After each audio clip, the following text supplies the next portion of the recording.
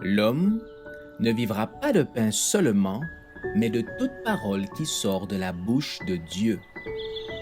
Voici votre moment de méditation quotidienne.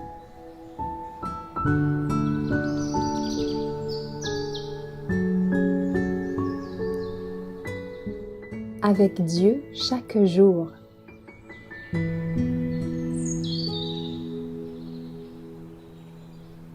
Soyez bons et pratiquez le bien, le 13 juin.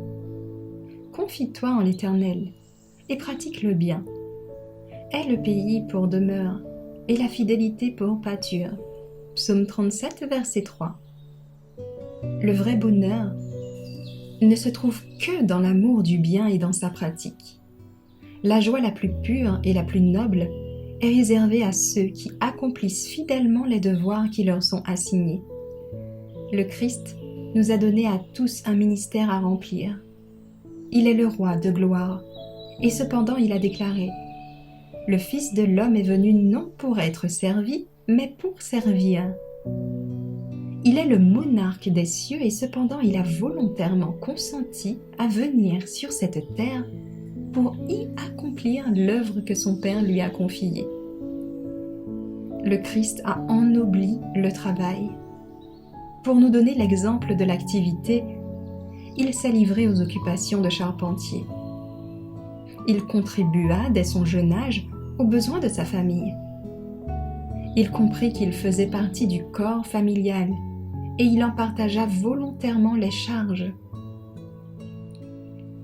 Les jeunes enfants et les adolescents devraient prendre plaisir à alléger les soucis de leurs parents en adoptant au foyer une attitude désintéressée, en portant joyeusement les fardeaux qui leur réchoient. Ils s'entraîneront à occuper un jour des postes de confiance et de responsabilité.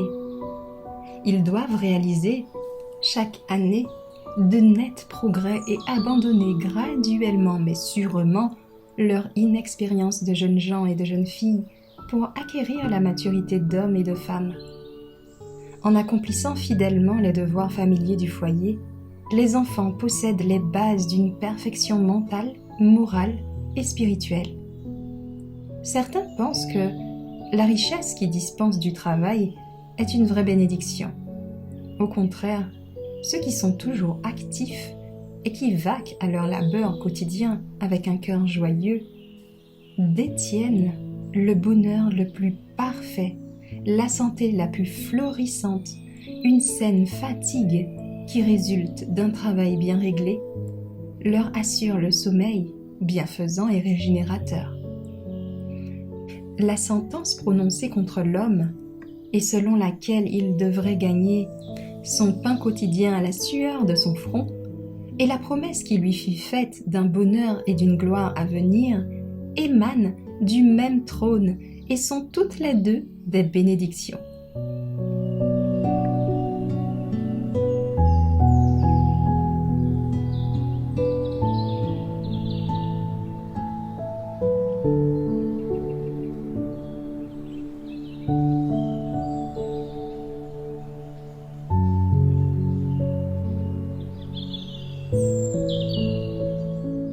Merci d'avoir écouté cette présentation.